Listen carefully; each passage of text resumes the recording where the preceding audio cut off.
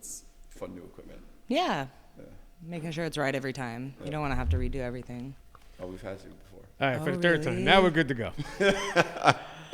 This is Inside with Outsiders. My name is Jeremy Asgari, and today we have a good friend of mine who happens to be a former fashion stylist and now a luxury realtor, Karissa Martin. Hello. Hello. Thanks for having me. My pleasure. You're already doing the jazz thing. I know. I was like getting my full Etta James on.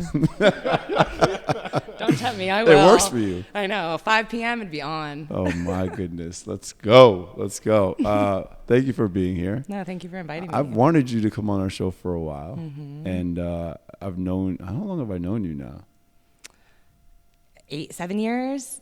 I don't know. I lost track with COVID. Yeah, you were one of the first staple people in New York when I moved here. Really? Yeah. So just with like community of being a New York local. Obviously you're not from here, but you built such a community here. I'm not from here. I thought you were. Where am I from? Well, originally, Where am I from? Jersey. Oh.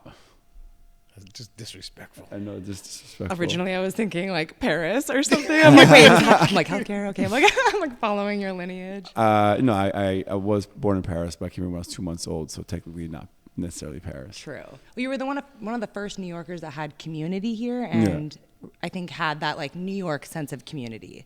So that had to have been in 2017, and yeah, it was. I think we were 1 year into Outsiders when you came in, and I was doing the nightlife stuff as well, which also was community, but it was slightly different. Mm-hmm. Yeah, we had the nightlife with Gold Bar. We Oh had that experience together. My favorite night out was with you on Halloween. You and Jay. Oh my God. Halloween, and I texted you and Jordan. I'm like, hey, what are your costumes? She wouldn't tell me. Like, is it like wearing like some sort of sexy outfit? She was like, yeah. They show up as Fat Bastard and Dr. Evil from and Austin Powers. We were Austin, the full trifecta. We always talk about putting photos. This one has to go. Oh, I will send the photo. Can you send the photo? Like, do you have it now? On my phone? Yeah, I can send it. Okay. I can't do it this don't second. You have the email link for the confirmation to be here today? Yeah. Just email that my name's on it, Christopher. Just email it to me. Yes. 100%. This is so amazing because, again, I thought they were going to wear, they're beautiful girls, right? So I thought they were going to wear like a sexy outfit. That's the time to shine. Like, I underestimated your creativity and how awesome you are, because the outfit was, like, your outfit was stupid. Well, the best was it started. I was like, oh, who am I going to be? And they looked at me volunteered like, are you joking? You're definitely Fat Bastard. And once I got the sideburns in and I got the outfit on, he does have like a red ginger color hair. He does, yeah. So I mean, you'll see. I really looked like him. I had the full like You towel look. nailed it. It was his sauna scene. Exactly. Oh, I've never had more fun. Didn't get hit on. No one was I'm interested. shocked. No one was interested, but self-esteem was at an all-time. Let me high. ask you this: I love your boyfriend, Driz. Was he filling you up that night? Honestly, he was into it. He loves the confidence. He loves the confidence, and you know he's not afraid of a little pounds. Okay, he's not afraid of a little poundage. No, I mean, did you see him though? He's lucky I was with him. He had the teeth. Oh, he was Austin Powers. That's right. He has those natural curls, those beautiful curls. We straightened them. Oh my God, he looked. I have to see this photo. I remember the photo being hilarious. I have to remember the details. Anyway. Oh, and the bald cap, Jordan with the bald cap. Yes. It looked. And the whole authentic. time she's walking around like this the whole night. It looked authentic. Yeah. I will say no one does Halloween better than the three of us. That's for sure. I have to agree. I mean, you could never do Halloween again, and that still holds the crown. Oh, for sure. Yeah, reigning champs. But I feel like I'll have my time to shine. Oh, for sure. Yeah. Maybe this year. Yeah. Maybe I have to go back to throwing a party just to see you in your Halloween glory. Even sexier. Even sexier. Maybe I'll do like sexier than Fat Bastard. I'm not sure that's possible. True. Oh, I can't wait to drop it. Let's dial it back. I really want to hear your story. I really enjoy having friends show up to this podcast and like learning about their history. Mm-hmm. I feel like I know a lot about some of these people that show up, and then they tell me these facts about themselves that I had no idea about. Mm-hmm. So let's just dive into it. Where are you from originally? I'm from Riverside, California, so outside of LA. I've been there. You've been there? Oh, of course. Yeah, visiting. Yeah. So I spent childhood there, moved to LA in my adult life, traveled around, eventually made it to New York, but from Riverside. What's the New Mexico connection? That's Andrew. Okay, and Arizona? Arizona, so all of my family moved actually during the pandemic to Arizona. So now it's, I guess a part of my hometown. How long were you in Riverside? Till I was 17 and a half and absolutely had to. And your family was from Riverside? Yeah. Like your generation's Riverside? They're from like the Midwest and all over. I mean, I will say that I thought for a long time don't judge me, I thought for a long time I was pretty Native American. Yeah, I can tell by your complexion. Of course. I thought I was like averaging like an 8 to 16% most of my life. I had grandparents confirm this for me. Supposedly I feel like it's very common, especially in the Southwest, to that is a fact, right? But also to assume that you are as well until like 23andMe hits and they're like, oh no, you're just Irish. Oh, can you imagine the devastation? I'm on the freeway, driving and texting. I open my phone. I'm excited to see how Native I am. I've been claiming this. Andrew's laughing at me. I have friends laughing at me. Like, surely you're not Native. And I'm like, no, I am. 8 to 16%. Believe me. I'm driving on the freeway. How did you get that number? 8 to 16%? I don't know. It was an averaging of. It was an average of both my. Supposedly, I had great grandparents on each side that were chiefs. That's what people talk. It wasn't just Native American. You had little chiefs. Oh, we're high up. Like we're important in the Native American community. This is what I grew up thinking. So, yeah. I thought so. Yeah. And I'm scrolling and I'm like, it's a lot of Europe. It's a lot of Great Britain. Okay, no Native American. Nothing at all. I'm like 0.02 West African, which everyone is. I think everyone has like a piece. Okay. Yes, but the devastation. I was like, oh my gosh, I have to go back. I'm actually 8% West African. Oh. Yeah. Well, see. I was looking for something on there. I was looking for something something significant, something to speak to since I've been claiming this. Oh, and I just had to go back and say, I'm not this. I'm full colonizer. Like, it was bad. It was just worse than I imagined. Full colonizer. Jeez. But all we can do is fix ourselves moving forward, right? Yeah. So that was a tough day. But my grandma still doesn't believe me, but. We're not trying to change, her mind. We just want her to enjoy her time. Let her believe it. If it makes her feel good. Let her believe it all. So you're from Riverside. You spent your whole life. What was it like growing up in Riverside? What was your childhood like? Let's hear about this. It felt very typical. What's typical? Because I know childhood. Exactly. And I grew up with Chris in a place called Weehawken, which is right across the river from, it's like right where the Lincoln Tunnel gets out is Weehawken. I go thrift over there. I go find secondhand. In Weehawken? Yeah. Where? All over. You want me to send you my list? No, I'm just curious as to what, is there like good Jersey thrifting is just. Like estate sales and stuff like that? Yeah, estate sales, random things. But Jersey is just a gold mine for secondhand There's a lot of shopping. stuff in Hoboken. Well, a lot of like secondhand, like Salvation Army type of spots, but I didn't know And those are great spots. Yeah. Yeah, you would never know, but Jersey's amazing for it. Okay. But exactly. Like what is typical? It's like what I thought was typical, like the average American. Not like it is suburban life in Riverside. Totally suburban life. Kind of white picket fence. Standard issues with the families. But growing up and actually, realizing I was quite sheltered. It wasn't typical. It was a little, slightly privileged. I was very much provided for. I had siblings? I have one sibling, an older sibling, the golden child, of course. Forever competing. Brother, sister? Sister, older sister. Yeah, could not be. We could not be more opposite. Tell me about your sister and how that relationship was. Oh, bless her, having to deal with me as a little sister. I was always wanted to connect with the adults, always wanted to connect with just an older mindset. I don't know if I naturally had it or if I just wanted it, so I led myself there. So her being 5.5 years older, you could be 16 and I'm 11, but we're the same age. We're wearing the same things. I started shaving my legs at 6 because shaving your legs at 6? Yeah, that didn't go well. But you start doing these things that you think you're old enough to do. Yeah. And so I just I saw myself as her peer, but she was my older sister. So I was probably miserable to grow up with. Taking her clothes, taking everything. So what does she do now? She is a full-time stay-at-home mom of 4 4. Amazing children. Okay. Yeah, it was supposed to be 2.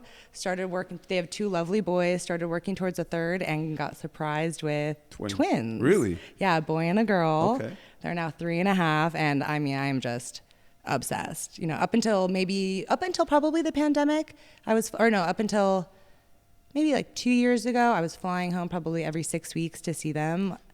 It's funny. I was flying before the pandemic. I was flying to see my niece every 3 months. We both like really connect with our family, especially the little ones, Yeah. like the youth. Like there's just that special connection. Although you connect with everyone in your family. Like No, not everyone. I'd say. I mean, to a certain extent, of course, everybody. But my niece, yeah, I got to see her so much when she was like, up until she was like 4 or 5 years old. Mm-hmm. And my nephew, I'm really soaking in now. He's a maniac.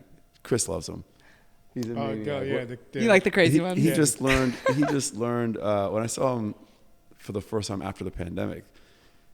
The second question he asked me if I wanted to see his Johnson. Oh my God, boys Want are to see my crazy. Johnson? I'm like, I'm good. But I believe it's probably a good-looking Johnson. Boys are insane. How old is he? He's 4, and he's Oh my God. wow. He's such a boy. Like he's just this aggressive, wants to wrestle, fight, and I'm like, bring it on. I'm gonna kick your ass. Yeah, right. Let's go. Oh, see, you're like Andrew. I'm like, no.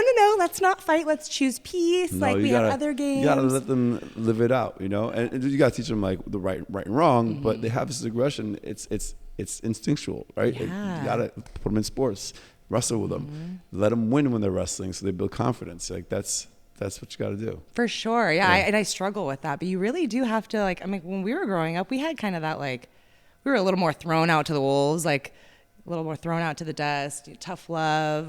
Yeah. You know, I feel like we had that a little bit more, or less coddling, maybe. I think it's a balance. You don't want to coddle either, right? Yeah.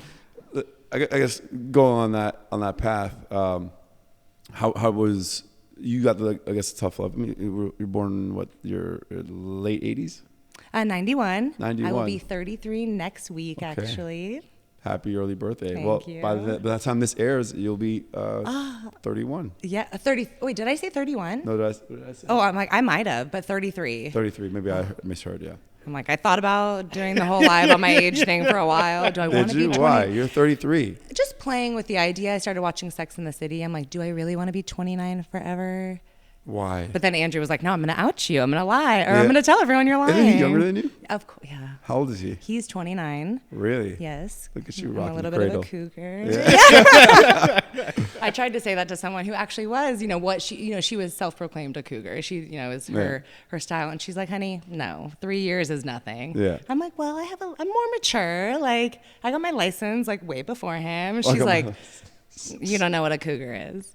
But he Not yet. likes to remind me to play with me, of course. Of course. Yeah. Of course. So he'll be 30 in summer. What's that? He'll be 30 in summer. Okay. So let's hear a little about Driz. Driz is a great guy. I met him a little after I met you and Jordan, and he promised me, and he never fulfilled his promise, that he'd get me. 'Cause he was in marketing. He would get me to be in the Midwest Kohl's ads as the dad. Yeah, salt and pepper, and he never did it. my And I was like, God. "Where's this check?" He was like, "This is gonna be a big check for you." I'm like, "I'll take the big check. I'll be the Kohl's dad. I'm good." He's like, you're entering into that kind of that stage, like of booking. Yeah. Oh my gosh. Honestly, let's call him out. Driz, Let's be like, you're all talk. you're not in marketing anymore, but you were. You dropped the ball. I wanted to be the Kohl's dad. Now make it up to me. He still can. He has a marketing company, so he still can do that. He still can make that happen. I'm ready for my cameo. Right now, it's a Make lot it of happen. nonprofit, so maybe you'll be like a dog dad. Whatever. But we'll step Get me in into there. the Kohl's There we go. department. Exactly. I think you should go after that. You've got the face for it. Oh, And the physique, since you're, as we've now learned, gluten-free, dairy-free, sugar-free, which is great fun-free. which is great for the meal I brought today. Yeah, we're not supposed to talk about that yet. So. Well, it's not a surprise. Whatever. Damn it. Anyway, all right. I like this conversation, but it's really not. I'm not getting any information about you. Well, I'm like, I can help you. Yeah, for sure. So So growing up, it was like a typical suburban, fun childhood. Would high school follow the same as well? Yeah, I was involved in a lot of like competitive sports. Really? What sports did you play? I played everything. It's one thing my parents allowed me to do. They allowed me to try something for a year and move on. Did you do well? Like, was there any sports that really stood out in? Well, I would say I was great at all of them, but I did gymnastics, I did dance, I did soccer, I did softball, I did everything. I stuck with karate for a very long time, which was interesting, which is great living in New York now because I walk confidently. I know how to like sweep people at the feet, hit them in the Adam's apple, do all the things I need to do. Yeah, it sounds like some like realistic MMA right there. Oh. It was 3.5 years that I will hold on to forever to protect 3.5 years? What color belt did you reach? I can't remember. Yeah. Like it was definitely black. Yeah, black it was blue or purple or green, but it was, I had a couple little ceremonies. No, it was probably just a Gucci belt. Right? I'm like, well, I wasn't into fashion. I was a full tomboy, like really? Sports, sweatshirts, shorts. Because as long as I've known you, when I first met you, I know you do luxury real estate, but I feel like styling was a bit more of the focus when I first met you. You were a tomboy. When did the transition from being a tomboy to being really into fashion and a great stylist, if I say, like, when did that happen? Thank you. It was kind of an interesting development.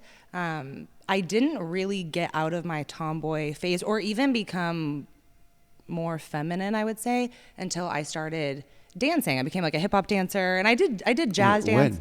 I actually, at the same time that I was doing karate, I was dancing.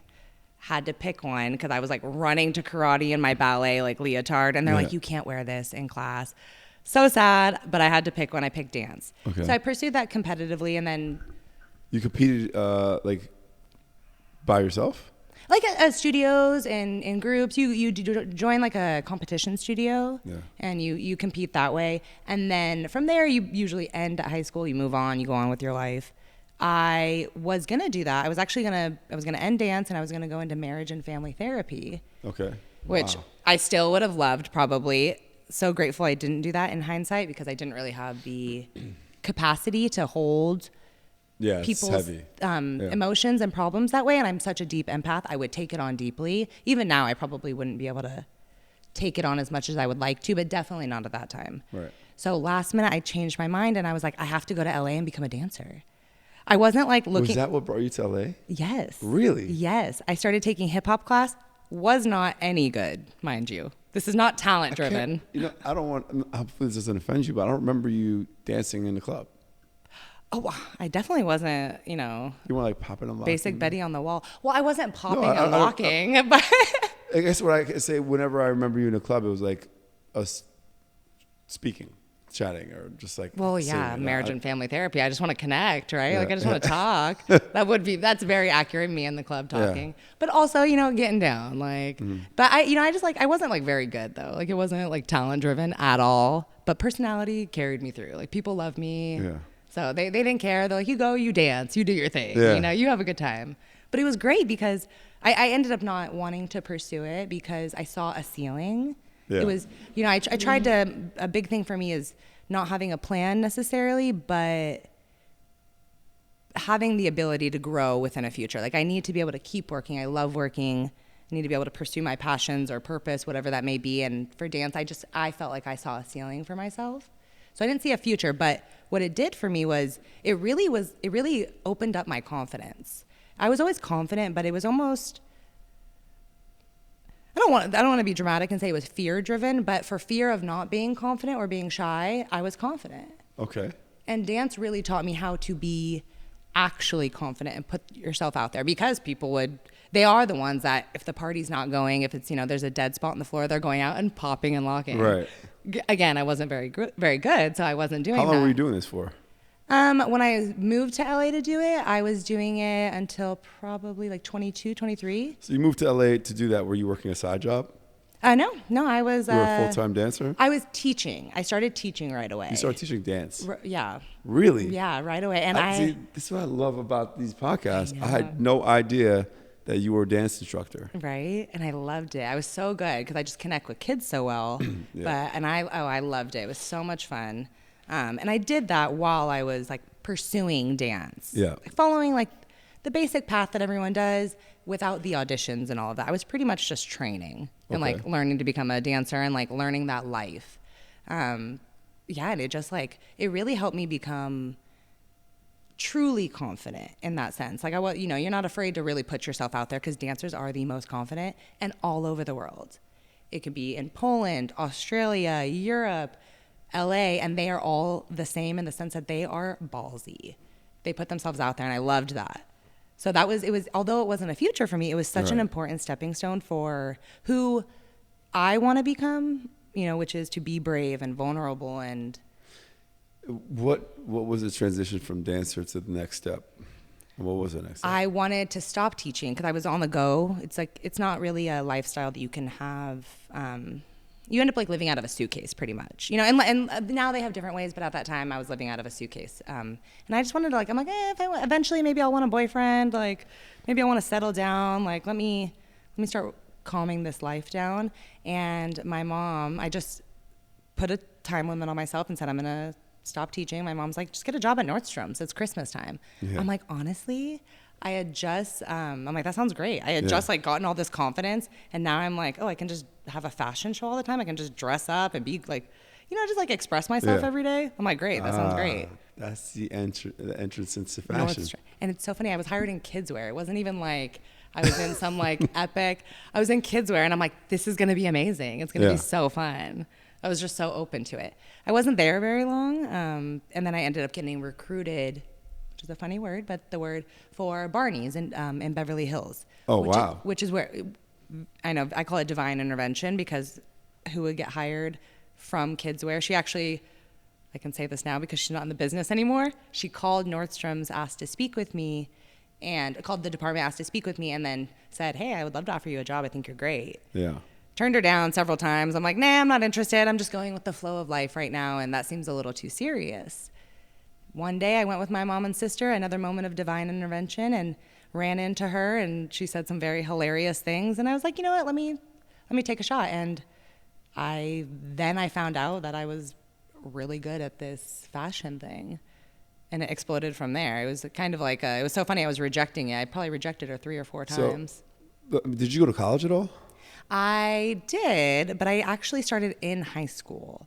I kind of had taking classes in college classes. AP or something like that? No, I had those too, but I just had a special situation with my school. They allowed me to, basically, I was able to take college. I don't remember the setup, how it was worded at the time, but I was able to take college classes, and it took care of my high school classes as well as starting to give me college credit. So I took like several years of college. I never applied for a degree. I don't have any degrees or certifications, but I have like thousands of credits because I just took so many classes. So what did you go to? Did you actually go to college after high school? What school? Oh, for a year, but again, the schools that I was in. So I was enrolled in 4 different community colleges throughout California. Like at the same time? At the same time. Throughout the 4 years that I was doing school, because I started, I think, sophomore year. High school you started? Yeah. And it was so it was interesting. It was so I could get out of school earlier and go to dance class earlier. I know it sounds like the dream, but that's what, school was easy for me at that time, the classes that I was taking. Public school, you love public school. I didn't go to public school until Hunter College, so I was always private school. Maybe it wouldn't have been so easy then. No, I'm kidding. Hunter was decently easy-ish. It was a good school, but high school was a pain in my ass. Oh, really? It was hard. Yeah. See, and that's good. Like I would want that. But it was a bit easier for me, so we just adjusted so that I could go to dance earlier, and because those were, I would have practice from like 2 to 10, and still all AP classes and still the college classes. So what were you hoping to major in? At that time I was studying psychology still, and sociology, and just all the things that like make those are my minors. Well, if they allowed you to double minor, I was a psychology minor, but I had enough credits to also have like a sociology minor. I had to choose which one was going to be my minor. But really, it's like the knowledge that is so valuable for your life. Like as much as the degree is valuable for those things, if you're going into that field, like obviously you need it. It depends on what field you're going into. My major was communication, so it was basically all dealing with people. That's why I enjoyed that. So you can apply whatever your degree is to every facet of your career, usually no matter what it is, for the most part. For sure. I think those are things that they should incorporate in high school. Like, these are things that are teaching you how to understand people, relate to people, even not be offended by people. Like, if you understand how something works, it's much easier to take a breath before you. Well, being able to step outside of your perspective and see someone else's is extremely important. That's EQ, emotional intelligence. A lot of people lack that. Yeah. It's tough. It's something that's like a muscle that's to be worked on as well. And if you're not interested in it or curious about it in other people, it's extremely difficult to improve. And I'm so lucky that I was always so interested in it, because I am a deep feeler and I am a deep empath, but you have to learn how to navigate that. And I hear a lot of people tell me they're empaths. I'm not saying you per se, but can that many people be empaths? Like, some people might think they are, but they're really not, but they're just saying that. Like, what qualifies as an empath in your opinion? Well, and of course I don't know. I'm like, again, didn't apply for the degree, so maybe they teach you something extra at the end. But I don't know. I'm sure people feel that they are empaths and are empaths. I also think it's easier to label yourself as an empath instead of actually acting as one, because it's difficult. So in my opinion, an empath is someone that can, speak for myself actually. I consider myself an empath because I'm interested in connecting with someone. I'm interested in understanding the big picture and the emotions and the details that they're like. I don't want to just hear their story. I really want to understand how they felt in that moment. Yeah. And then from there, unfortunately, maybe this is I really feel their emotions. If someone's talking about something sad, I can cry immediately. And it's not because I'm a great actress by any means. It's just because I am feeling what they're feeling in that moment. And I just am present and engulfed in that moment. And where the difficulty with the empathy comes is being able to process that, because your conversation's done with someone and maybe they are very liberated from talking about that. But now I'm sitting there left. Did they solve their problem? Did I solve their problem? How could I have helped? If this were to happen to me, how would I react? What if this happened to people around me? How would I help them? So you're still analyzing and still holding on to that. It's a good thing you didn't become a psychologist. Yeah, it would have been, it probably would have tormented you. It would have kept me from starting a family, and just made out with this microphone. It would have prevented me from connecting in that way, because I wasn't overly interested in connecting. I can connect with so many people. I don't need to connect with just my partner or my kids. Damn, I never thought about that, because running a community, you have to connect with a lot of people. You have to be on all the time and giving a piece of your energy. So yeah, I can see that being a contributor to me being single still. For sure. I mean, you go home and it's like you have to decompress. It's exhausting. Yeah. But if you're working a 9 to 5 and you decompress, you come home, you have kids, you have a wife there, you want to be present. It's difficult. Well, that's different. I was talking about this with somebody yesterday, that you can be exhausted from a social. I'll speak for myself. I can be exhausted from a social environment, from a social gathering, like a outsiders outing, be dead tired, but then put myself in a place where I'm not the one that has to be on, but then because I can be in this environment and watch other people get re-energized by that, because I'm not the one that's on, or being around people who I don't feel like are taking my energy, rather give me energy. For sure. So that's good. So I don't necessarily need to be by myself, although sometimes I am, and it feels just as good. But it's interesting, because some people need to be entirely secluded in order to get that recharge. Mm-hmm. Yeah, and it all depends on your personality. And even I've had times where I'm like, oh gosh, if I'm doing this type of networking, I really do have to take a few days to reset. And I didn't quite understand at all the times that it happened why that was needed. You're just kind of I'm an extrovert, introvert, you just throw out these kind of BS words or general terms. And actually, now that I have learned about myself more, I've learned that it's really about how much does your life align with your authentic self. If it's like you said, you're on can mean a lot of things. It could be on kind of forcing this energy, or it can just be on forcing it could be forcing, but it could also be your responsibility to reflect that energy from one person to the group, in a way. I'm just thinking about how I feel on some of these gatherings, whether it be outsiders or hosting an event and so on. And sometimes I feel like I have to be the starter, the ignition for it, right? And then once that's started, it takes a lot of energy. Then when everyone's interacting, I could step back and then like recharge a little bit and be done. But I have to get that momentum going myself. And that's why I think it's important to have somebody in a group or on our team for that matter. That's not just like an outdoor guide. We need somebody to be able to start that momentum socially for folks to get that rhythm going. Yeah, because that's hard, especially with something like that. You're creating the vibe. You're also trying to make sure like the programming goes correctly. Yeah. You're thinking about the experience itself and people individually. It's like it's like when you're describing it, it's like you're setting up. It's like you bring all these people to go camping. You're unloading everything by yourself. You're setting it up. You're starting the fire. You're getting the tent set up. You're setting everything up. And then everyone's like, okay, I could be into this. Yeah. And then you're like, cool, okay. Yeah. And that's a really nice feeling. I don't know if I ever said this to anybody, but when I used to throw parties, I knew that once people started talking to each other, I was good, and I could kind of like speak to who I wanted to, or like have a one-on-one conversation with somebody and get that fulfillment from that interaction with a little more deeper connection as opposed to micro conversations.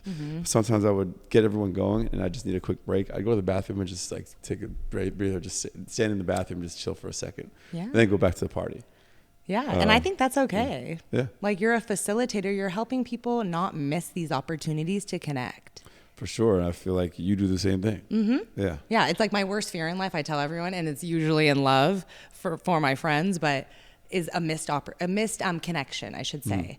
That's why I'm like, everyone calls me like the matchmaker, but I'm terrible. Are you? Oh, I'm terrible. You haven't done shit for me. Because I'm terrible, Jeremy. I've given you offers. It just wasn't a match because I'm terrible. Because I'm like, oh, you guys could connect here. Like there's so much opportunity. Right. If only, you weren't just recently hurt and you weren't recently like on your like bullshit, or you know what I mean? It'd be great if you guys were compatible. So I get everyone together and I'm like, okay, you would be perfect for this reason. You'd be perfect for this reason. Yeah. But you have to not be so prideful. You have to be softer. Yeah. You have to make more of an effort. And people are like, what game are you playing? Like, how did you even get a man? Right. Because the game is it's obvious. I'm like, just put yourself out there. And I love the story about how everyone kind of figured out that you and Driz were dating. So funny. And of course it's funny. It's told from Jordan's perspective because we were living together. Yeah. Andrew had just moved to New York.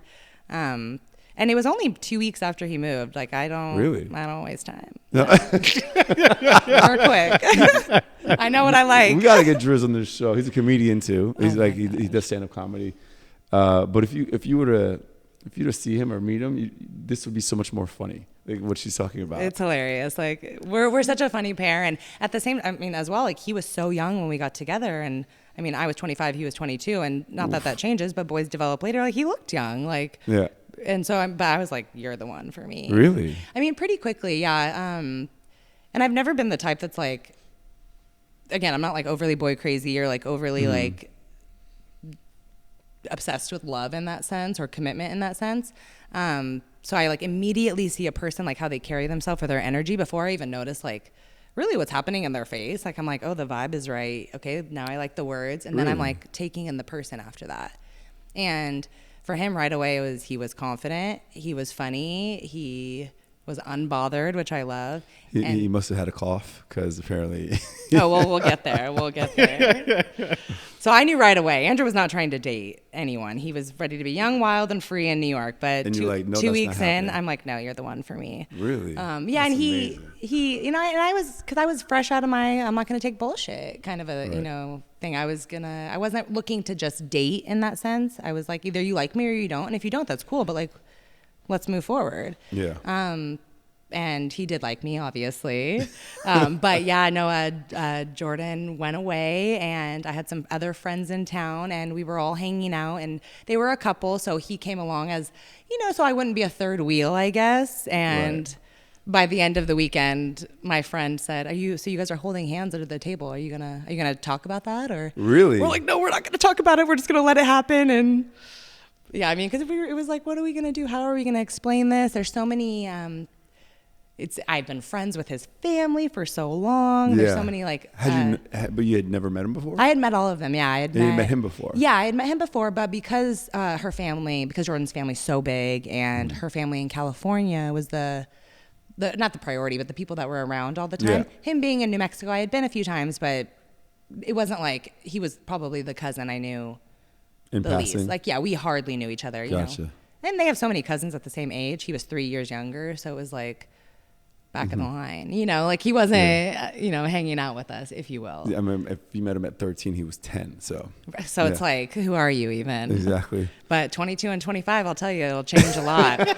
It'll change a lot. This is a great love story. I really like Driz a lot. He's just a positive dude, and saying how you see people first makes so much sense, and that's still why you were drawn to him. Yeah. He just actually responded. I put up a post about looking for book recommendations.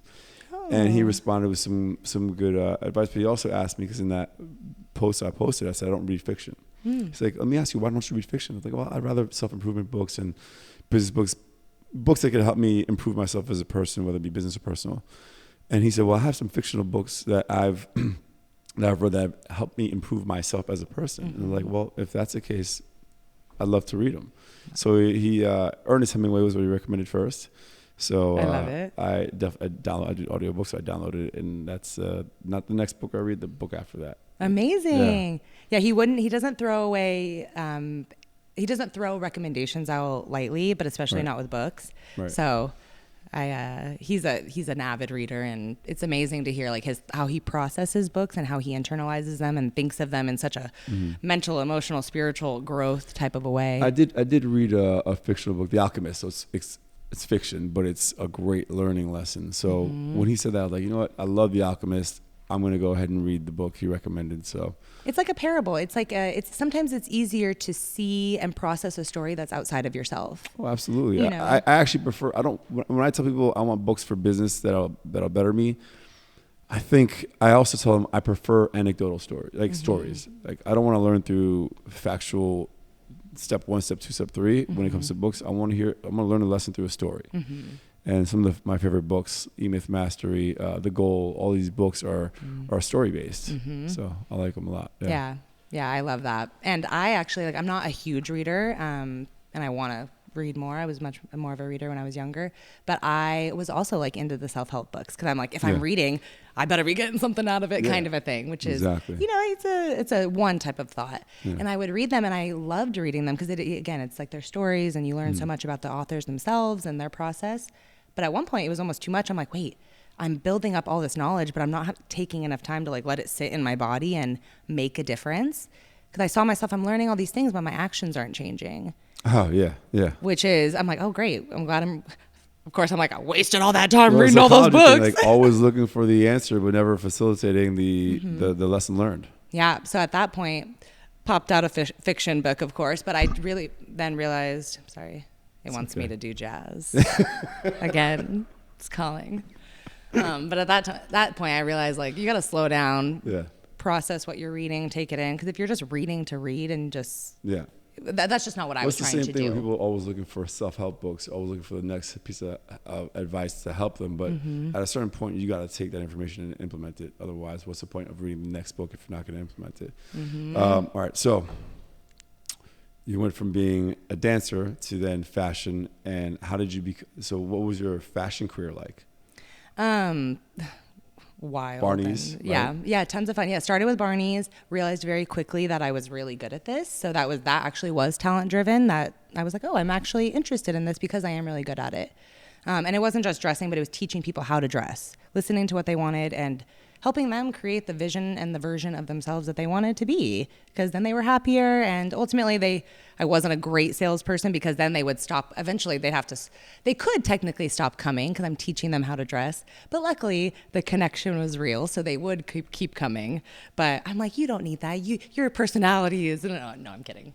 But I'm like, I would encourage, I'm like, hey, you don't need this. Like, you have something like this. And that's not necessarily the mentality they wanted, of course. But it was great. I branched out with that, and really like dance had a little bit of more of a closed path with the routes that I took or the options I had. And fashion, I was able to do, I was pulling, I was like a styling assistant for the Kardashian stylist. Like you get those opportunities because they're at Barney's. They're the helpers, but I'm here to help the helper. Right. In that sense. I started with a previous partner. I started a clothing line that was a ton of fun. I started styling myself, set and event styling. So just went like all over with it, and it was so much fun. And at one point, it always has to be some like deep transformation to switch over to the next thing for me. But I just realized I was so about the success and the competitiveness. I wasn't comparing with others, but I was competing with myself so much that I realized I was like, wait, you're here, you're doing all this, you're selling all these things, you're working so hard, but what's the point? Right. Like what's your purpose to be here? I'm very spiritual and very pretty religious. So I shouldn't say pretty, I'm very religious. So I felt like, yeah. I didn't know that. Yeah. Yeah, very much so. So at that point, I felt like God was telling me, like, you're missing the point. You're missing the point. You need to be present. And at that, I remember, I don't know what the phrase was exactly, but it was, you're looking up to see, like above the clouds, and you need to be looking down in the cracks and like looking to see like what needs to be cleaned between the cracks. Like you don't always have to sweep the whole floor. Like there's dirt in between the cracks too. And I realized I'm like, I'm missing so many opportunities to connect with people throughout the day. It's not about selling. It's actually about being present for the people that I'm meant to interact with, like a form of connecting. So then I was like, well, you know what? Maybe if that's what I'm doing, if that's my purpose, I need to move on to a bigger investment, thus being real estate. And at that time, I will say I was looking for a bigger. How did you fall? How was that? How did you figure out that was the next step, like that industry? Well, I felt, it was kind of just natural being in Beverly Hills. Like, that the real estate is that big. My family was in real estate. Okay. But it really was that I was looking for I was looking to be more impactful in a deeper way for people, a bigger investment. Clothing is very important to people, but a house is like really your quality of life. Yeah. And circumstantially, like our divine intervention, I should say, I moved to New York, and Jordan was getting into real estate as well. What made you move to New York? I was just feeling I was being led elsewhere. I didn't know. It was really blind. Like an intuition saying, I want to leave LA and move to New York? I was looking, again, for that and more that deeper investment, being able to help people on a deeper level, and nothing was coming up in LA. And I never had an issue getting jobs. Mm-hmm. So I just knew that it was a sign that I wasn't meant to be there. And Jordan had just moved to LA? New York? Jordan was already here. Yeah, I think she had been here about like 6 months or a year. Okay, so fairly new. Okay. Yeah, so, starting to build her community. Yeah. But here, and so, luckily she's an amazing friend. It was like, just come visit. Yeah.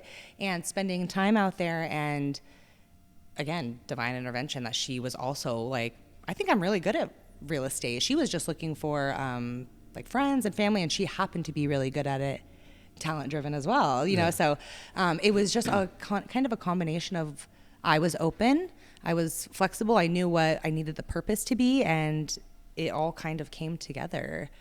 And then real estate has been the journey. It has transformed throughout, but real estate has been the journey since. And how's it evolved since you started? And what is your goal with real estate now? Oh my gosh, so many things. I want you to answer in your Etta James voice. Am I allowed to drink water on this podcast? That's what the water's for. Good. Yeah. It's so funny. I watch so many podcasts. You'd think I did. Are you a big podcast listener? Yeah. Okay. Yeah, I'm just like, if it gets sent to me, a lot of people will send me things, or things I, go on the algorithm will lead you. Chris is a big podcast listener. I'm not, but when people send me some stuff, I always tell myself, I got to listen to more. I do the same thing even. Like, it's so nice. Even at the gym, I'll put it on. Like, I've kind of gotten out of my like gym workout music, and I'll have like. I'm still on that. Oh, see, it's just not my season. If I'm listening to a podcast, I'm gonna be able to focus on it, and absorb the information, as opposed to trying to focus, not quitting this set of reps. Well, I mean, we're not in bikinis right now, so we don't really know like whose progress is doing better. So, I mean, we're looking good under here. We are. And a side note: when I first met you versus now, you're in amazing shape now. Like when I first met you, I don't want to say that you look It was out of shape, but- unhealthy though. It's Yeah. not that because you can be, any pounds and really it can be healthy, but that was the insomnia cookies diet. Oh my God. That was me healing at one point. I remember so when I saw you again after, like, I think a few months had passed, or it was like 6 months since the first time I had met you. And then when I saw you back in shape and we were doing that what was it, that market research, the gym class for Oh shoe. yeah, BI. I'm like, how did you get in such great shape? By the way, we were like, I like that class. Like, we would see each other once a week and kick our ass. Fun. Yeah, That was such a fun Yeah. season. it was. But yeah, no, I was So insomnia cookies was the reason you got out of shape? yeah, Okay. shout out. Kind of. Like I'm like No. kind of a shout out to them. No. We're kind of mad at them though too, but All right, I cut you off. Sorry. You were talking about but that was a big transformation. Yeah. Which is funny actually though. New York changed my view of health as well because I felt like in LA you were healthy to change how you look. And I was always happy with how I was, so it wasn't really like a huge focus. Where New York, you are healthy because you have to like get around and operate, and you can't be out of breath running up the stairs when you're doing it 10 times a day. Right. So it changed my understanding of health and improved it for the better, for sure. interesting. I never thought about that. So it's more functional health as opposed to aesthetic health. And that was my very superficial viewpoint at that time. Obviously, that's not. I mean, listen, but you want to look good, right? It's not necessarily superficial. It's wanting to care of yourself. in my yeah, opinion. it just wasn't enough of a motivator for me. Yeah. But now I know I'm like, okay, now it's like it's not necessarily how I look that I'll check myself. I need to get back in the gym. It's like, okay, how hard did you breathe up those stairs? Right. Like coming up the stairs from the subway today, I need to hit the gym. Yeah, I need could to tell. get my cardio shape up myself. I pulled my hamstring a few months ago, and I haven't really done too much cardio since. So, but okay, We're getting old, Jeremy. We're getting old. Speak for yourself. I asked you about. Speak for yourself. I'm like my sciatica. I am getting old. I experienced that years ago. Yeah. So, how does real estate transition for you now? Where do you want to see it go? It's interesting. I feel like I've had a lot of different experiences in real estate, and it's all on purpose because I feel like I'm open and I'm always looking for, what my purpose is meant to be and whatever moves I make. I'm not just blindly going in there. And I'm not looking, it's not like, it's never like really a check. I'm not driven by a check really. It's interesting. Your perspective, also Jordan's perspective, I admire your perspectives because it's never a fear of where's the next check coming from. It's always this calm, trusting in the universe and God, whatever you choose to decide with a higher power. I admire that. It's almost like it allows you to be more present. 100%. And that's something that I don't take for granted that I probably did when I was younger. Like I mentioned that word, I didn't understand that word privilege. Yeah. I understand that it is a privilege that I was able to have that mindset because if you are whether you grow up experiencing financial difficulties or it's just like a burden around the household or whatever traumatic experience that'll affect how you operate later in life. For sure. I mean, I see how it affected me. Hearing my parents claim broke all the time. What do you attribute your point of view this of being present and not so focused on the next check? How do you attribute that perspective being instilled in you your whole life?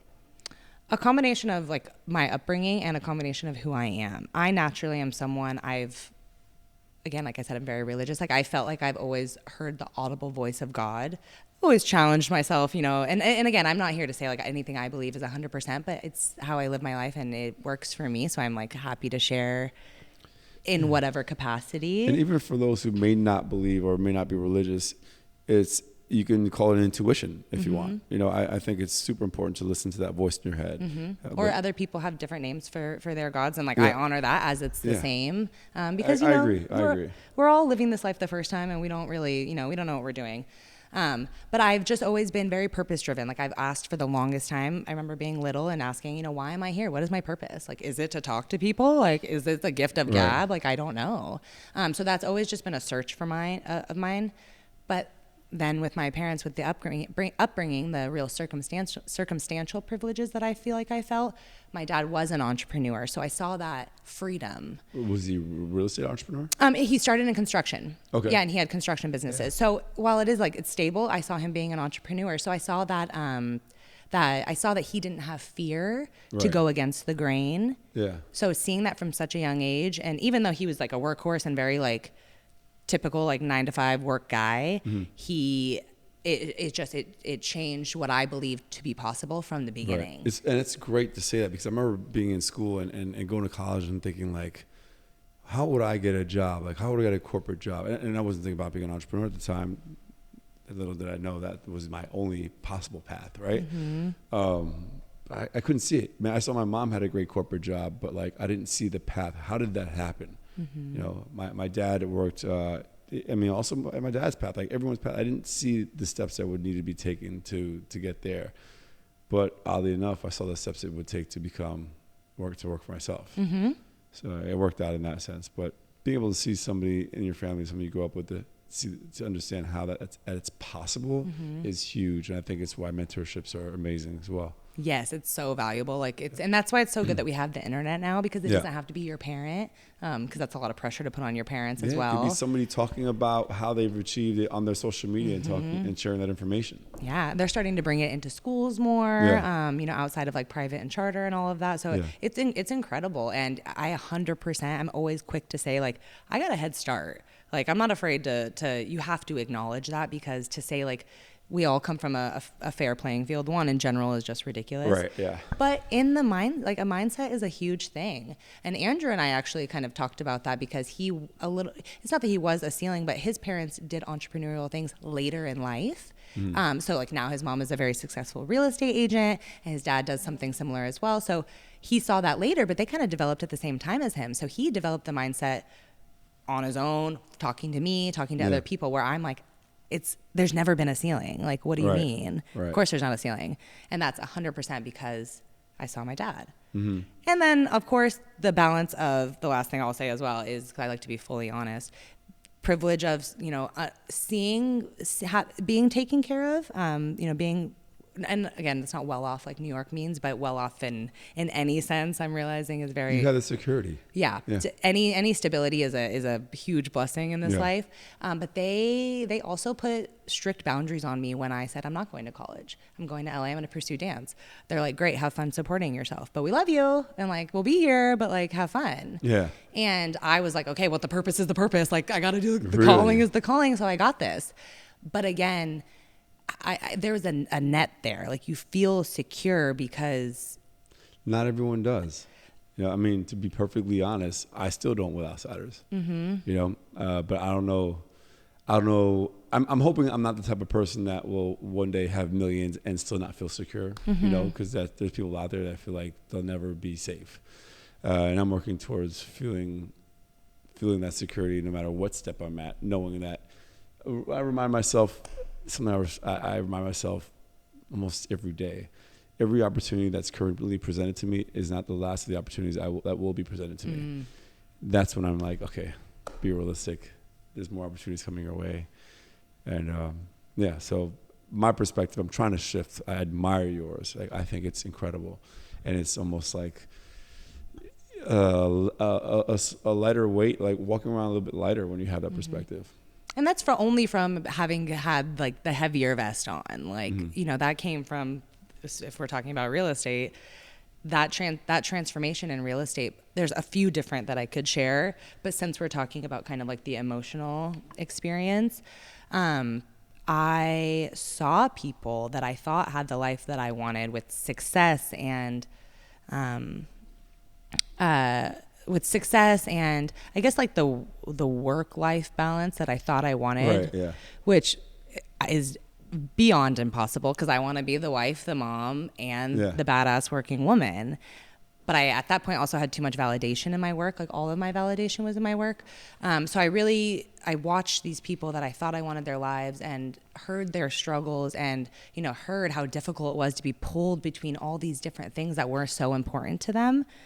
And I'm like, oh, I'm not going to be able to handle that. Like, these things are too important to me. So if something's going to have to sacrifice, it's not going to be connecting with people. It's not going to be relating to people. And it's not going to be being there for the ones I love. Right. So it's going to be the work. I have to figure out how to make the work fit into my quality of life. Right. Where before it was like following the work. Right. I gotta implement that myself. It's Jeremy. I'm not doing it yet. You know, it's hard. Yeah. It's every Yeah. day is, you know, the first few hours maybe is great, and by the second half of the day, you're like, fuck, like this is not what I. I'm the opposite. I wake up in the first few hours, I'm like, and then obviously then it tapers off. I'm like, okay, I got this. It depends on the day, but that's Right. great. I Yeah. mean, maybe that's nightlife. You've been working up as the No, hours go I think on. I wake up and I'm like, oh man, there's so much I have to do, and I don't feel comfortable until I've gotten it done. So it's like that pressure that. Yeah. Yeah, it's hard. We put pressure on ourselves to succeed, especially when we have eyes on us, which you do, you know, and right now, of course, as well. Yeah. But that's why when I thought about this podcast, I was like, I have to you know, if I'm to prepare anything, like it doesn't really feel like. I mean, also it's a conversation. I always tell people get nervous about like, what can you give me the questions? What should I do? I'm like, no, it'd be fine. You're just talking to me. Yeah. Where instead I was just like, you know what, I'm just gonna. Because you're talking about yourself. You know yourself well enough. But, you know, we get caught up in portraying and sharing this story and this image of ourselves. And it's like sometimes you get so caught up in this image and this story that it kind of like you end up messing with your memories a bit. You end up messing with the real impact that your story could have or like your, you know. So we've recorded over 60 episodes. And I told everyone the 100th I'll be interviewed. Oh. So, Yeah, we don't know who's going to be interviewing you, though. I have ideas already. Very cool. I'm going to choose who interviews me because I know certain people who are inquisitive enough to come up with the right questions and take it seriously. And that's a skill. Yeah, and I have people in mind. Amazing. Yeah. I love that. So now that, and you're probably so encouraged actually after, probably also scared a little as well, but encouraged. I'm not scared at all to tell my story. Oh. I've had to tell it already of certain aspects of my life, but no, I'm not scared. Do you feel like you, after speaking with so many people, that something else has been unlocked that you're like, wait, that's a really powerful thing to share about my story? Yeah, but I also think having done this so much, I've gotten better at, I've gotten even more inquisitive about people's lives and stories. I always love the human story. And hearing about people's stories, I also realize what parts of people's lives are interesting and impactful. I don't know exactly the timeline that I'll be telling because this obviously lives are full of various events. I can tell you which events specifically that stand out, which got me to where I am here with, say, business, for example. So it's really going to be, and I think I want to have maybe 2 or 3 people give me the interview. If it's one person, I have somebody in mind already, but we'll see. I think it's going to be cool because, like you said, you've lived like a lot of lives. Yeah. But also, those are the best people we interview that have had different chapters. Yeah. Sorry, go ahead. Yeah, it's the most interesting story, the most to connect to and relate to. But it's cool because I think that you're seeing, like you said, so much success with outsiders, but also so much growing and so much like in the roots still. Yeah. So I think that's cool because you have a very niche perspective for this moment in time. Yeah. And most people don't want to share at those successful moments, but those vulnerable moments.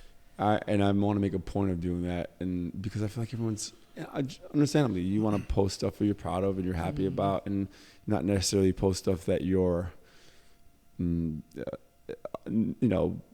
sad about or not proud of. But I think it's important because otherwise, everyone's going to think your life is, amazing all the time, and look at their own lives and think they have terrible lives. When the truth of the matter is, if everyone showed a little bit more of their vulnerability, people would be less depressed about their own lives. 100%, 100%. And you connect with people through struggle or through difficulty. It's a way to connect with people by sharing the struggle. That's why we have struggle. Yeah. And there must be a reason why. Like, why? It's funny because a few years ago, I reached out to a friend of mine who did documentaries, and I had a list of people whose stories were interesting. This is way before any of this. And I wanted to create a documentary about these people who were viewed as somewhat successful, but the failures in their lives. But unfortunately, that documentary maker failed to get back to me after we filmed this shit. Oh my gosh. Yeah. Let's go find him. I already know. He sends me stuff all the time. I'm like, dude, you're sending me the stuff you're working on. How about it's too late now. Yeah, just get the old project. That sucks, but yeah, exactly. I but mean, anyway, it's never too where late. do you see real estate going for you now? I see. Well, the real estate industry is shifting, and I feel like with the rise of the internet, like I know that's a general statement, but without rambling of details too much, with the rise of the internet, the world has seen into the real estate industry. Obviously all the inner workings with the shows and things that are great and lovely, but the the luxury aspect of it, like now someone that I didn't even know there were $60 million homes growing up. I didn't know there was $100 million homes. Right. Now everyone knows, so you can see it. And I think that during the pandemic, when we were all hanging out and relaxing, it was really nice to take in that this you're watching travel shows. Basically you're watching this luxury life. Now that we're back to normal life, I feel like people are like, well, I want a little bit of that. Right. I want a piece of that. So, and for me, I loved luxury real estate, but I was always trying to figure out a way to make it inclusive. I'm like, how do I help everyone? I'm super disconnected here. Okay. Because I'm helping one group of people, but I'm not helping the other. So it's This is fascinating. How are you doing it? well, I actually can't say just yet Well, because I it's understand. something that's being developed. But Well, let me just say that's amazing because you're doing for luxury real estate what we're trying to do with the outdoors. And it's funny, I had dinner with a friend of mine yesterday, and she was on a hike we did on Sunday, and she told me that she heard people say they must be making money hand over fist. They're charging $80 for this hike, and she's like, I don't think you understand the expenses they have. yeah, And I'd rather not charge that much, but we've been forced to because of the cost of transportation, gas, staff, all this stuff. It's super expensive. And if they actually saw the numbers, I love when somebody who understands our costs come up to us and man, how are you guys operating? How are you guys making it happen? I'm like, well, through relationships, through partnerships, through this and that, because I can understand their point of view from viewing from the outside, but man, it's being able to provide the outdoors for folks. And if I could get big partnerships, I'd be happy to lower my costs again. Yeah. it's that whole. That's why we can't judge a book by its cover. You Yeah. really don't know what's going on behind the scenes, and unfortunately, there are people that are charging too much with a much lower overhead cost or whatnot. But REI, for example, I don't know if this is still true, and I would love to partner with you guys. So I'm not bad mouthing you guys, but I was gonna say, REI is my favorite store, man. But I heard, Insulting them. and maybe I'm mistaken, but I heard they charge $125 for their hikes, they do hikes and stuff like that. $125 for a hike with no transportation included. oh yeah. Well, and you're heard. Outsiders is facilitating community, Yeah. and there's a lot of other things. So if involved. someone REI is watching, and it's in fact true, and if it's not, I apologize. Allegedly, this is what I heard. Let us help you. Let us take on this role. I mean, I know they're not relying on their adventures, their hikes for big revenue, in my opinion. But it's not about the revenue anymore. It's about the culture, and it's what are you doing to benefit your employees, and what are you doing to use your company's platform to benefit the world. So actually, your culture ad and your community ad, which is so valuable because it's something that can be recreated with the right people, but it does take the right person. Exactly. The right person. Yes. People underestimate that.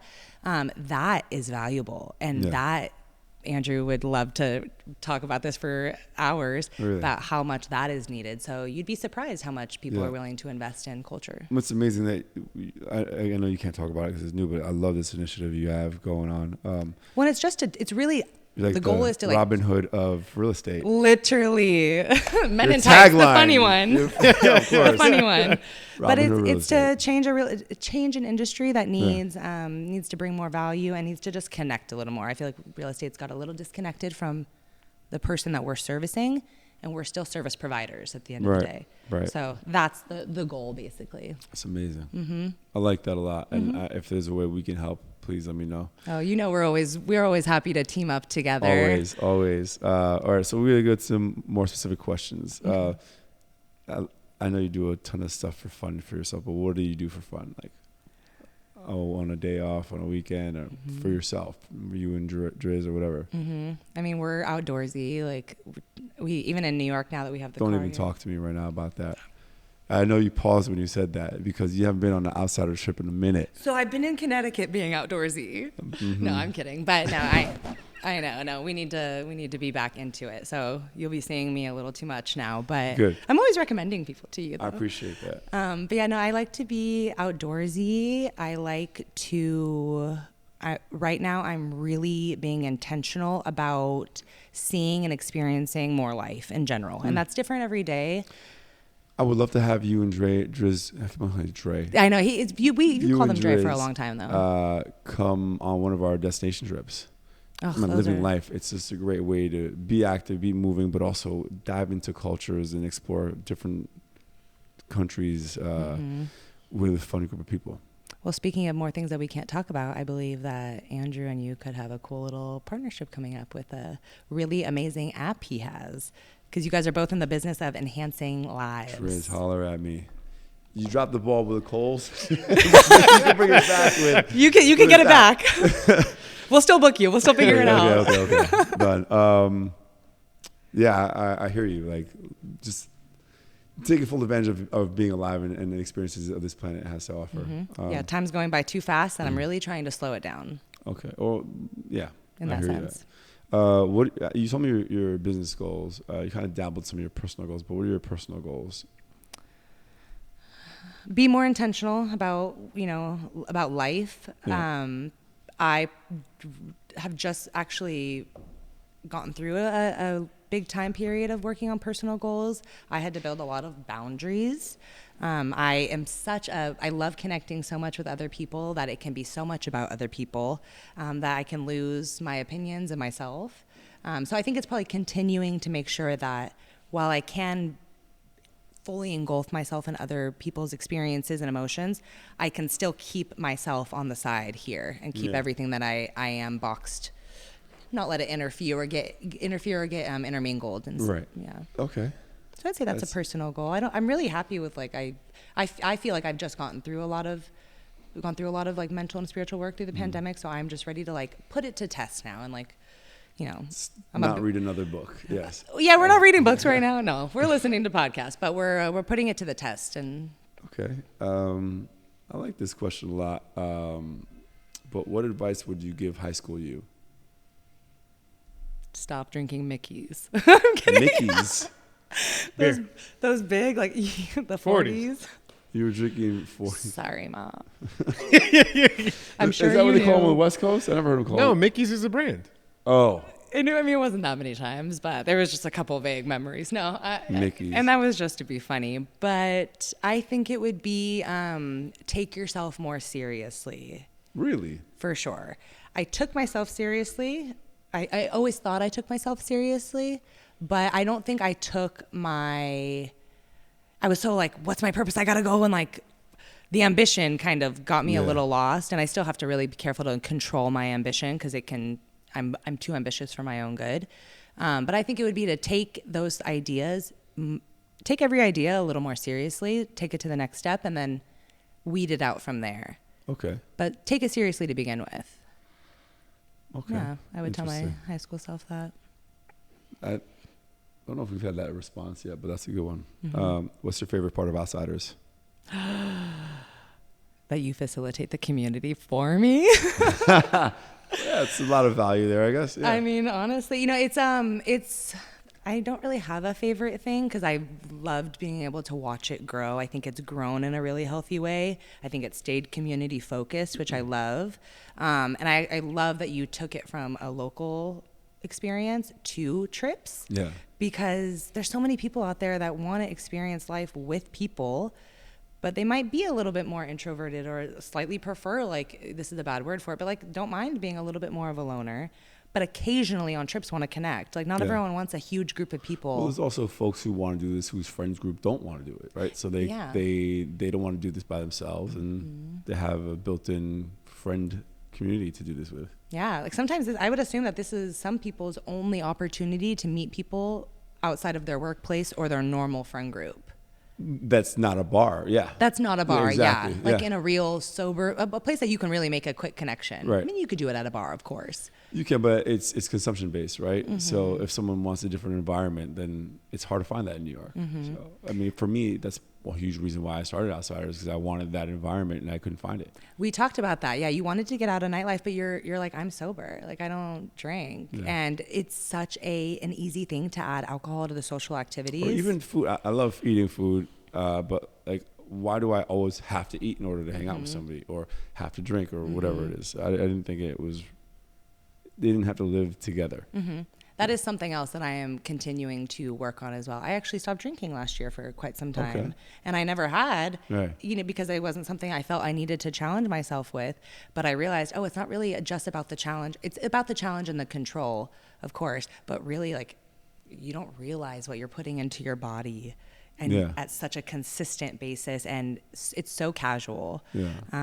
So that was changed my mind pretty heavily about alcohol. Yeah, I never really enjoyed it a lot, and I would barely drink when I was. There'd be times I got drunk for sure. Like, I indulged plenty of times, but I was never one to really like crave it. Yeah. So like, why am I doing this? I don't like it too much. Yeah.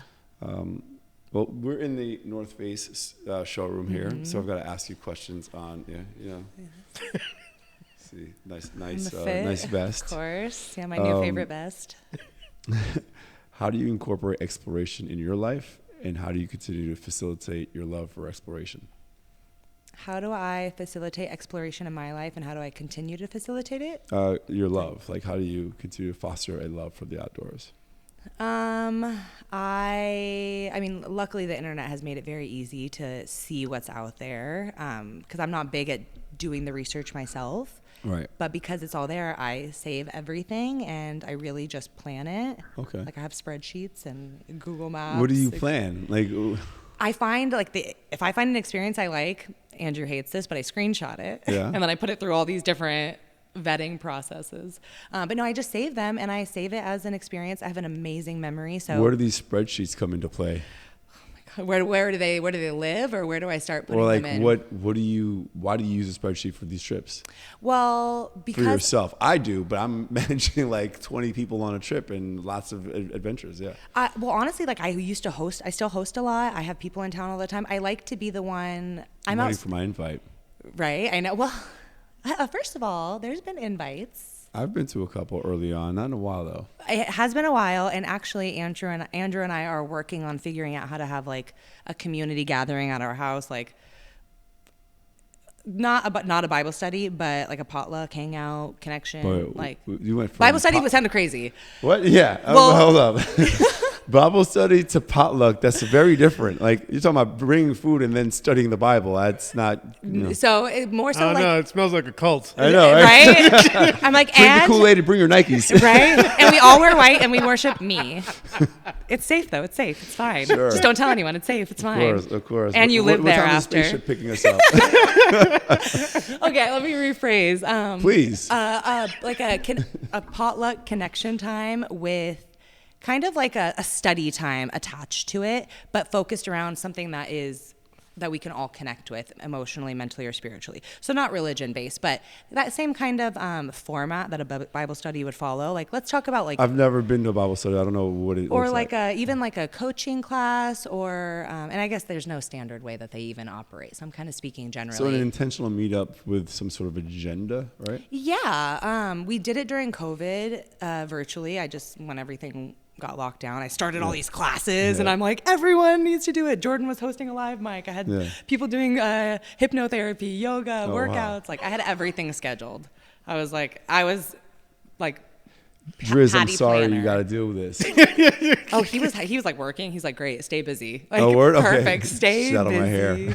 Well, and he likes to plan stuff too, so I let him take the lead when he wants to, of course. But it's really just so I'm prepared, and I want to give everyone the best experience possible. Yeah, I agree. As well as myself. Like, I don't want to go to the same restaurants over and over, and I don't really want to go to the same places that people recommend.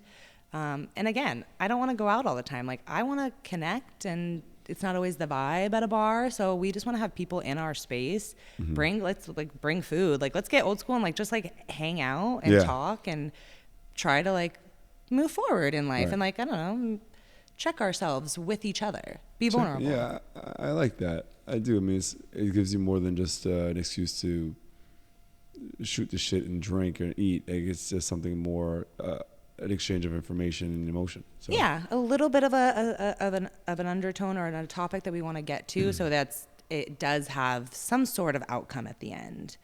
Yeah, I'm So interested we'll in see. seeing what that's about. So if I have an invite, I'd gladly accept if I was in town. You will get the first invite for sure. Damn right I will. Chris, you will get the first one as well. Oh, thank you. I appreciate that. All right, so this next question is a lighthearted, funny question. I love this question. It's, what's your most embarrassing moment? Oh my God, we don't have time for I that. know There's we like don't. so With you, many. I feel like Well, I'm not embarrassed easily, but like what other people were embarrassed witnessing me do. like what? Oh my gosh. Well, I mean, walking around New York City as fat bastard is pretty. I can't not see it right now. By Again, the way. dropping the photo. Literally. There's been many times where I'm very outspoken and I'm pretty funny most of the time, but there's always like a special occasion that I have to give a speech, and it is every time it's like flat joke, and I keep going. Like I'm like, no, we're gonna get to one, and it's all gonna be fine, and we're all gonna laugh. It's a good thing you don't gamble. Oh my God! Yeah, exactly. Yeah. Oh yeah. Well, I mean, you got to test out material, right? You know. Yeah, but no one's asking for my material, though. That's the thing. No one's asking. She's subjecting them to her material. So I would say, I just live like on a consistent basis. I have these really awkward moments where I just like keep going a little bit and just like. What's funny gets is like weirder. I bet you it gets really funny, but at your expense, like laughing at Always you. at my 'Cause I think expense. I remember this. This stands out. You saying this reminds me of seeing Steve Carell on maybe Letterman or one of these late night talk shows. He's cracking jokes, bombing. Nobody's laughing at anything. All of a sudden, you can see on his face that he's realizing he's bombing. He starts sweating profusely, and then everyone starts laughing their ass because he's funny in the acceptance or realization that he's not being funny. Mm-hmm. So then he becomes funny. Yeah. I could see that. And I'm not afraid of that. Yeah. But sometimes it really and sometimes we'll just end it with no laughs. And I'm just like, and that's honestly, at that point, I'm like, Karissa, you're really comfortable with who you are. Like, this is a good day. Absolutely. That's hilarious. And at your expense. Always. Okay. Perfect. So we're going to the last segment of this show. It's a series of 5 rapid fire questions. Okay. Yeah. Okay. Be scared. Nervous. I'm so nervous. Are you ready? Yeah. Sweating. What's your favorite city other than New York City? New Mexico. That's the state. Oh, you said city. City. Santa Fe, New Mexico. Really? I've never been. I've heard there's some amazing sites, and obviously there's a lot of Native American. Do I have to answer fast, or I'm like, wait, should I be talking No. This fast? is the question is a rapid fire, but then we discuss a little bit. Oh, okay. I So, was all nervous. Yeah. What's why Santa Fe? Well, honestly, it just kind of came out, but I do love Santa Fe. Okay. I don't know if I could pick a favorite city though, because I love everywhere I go. I gotta go. I've never been. Amazing turquoise jewelry. It's Yeah. like, it's exposed me to what Native American life really To is your, like. to your culture. Oh, sorry. To what I thought was going to be my life. Talk about embarrassing. That's another moment, just on the freeway, like almost in the accident, just like, where is this Native American ranking? None It's just at not all. in.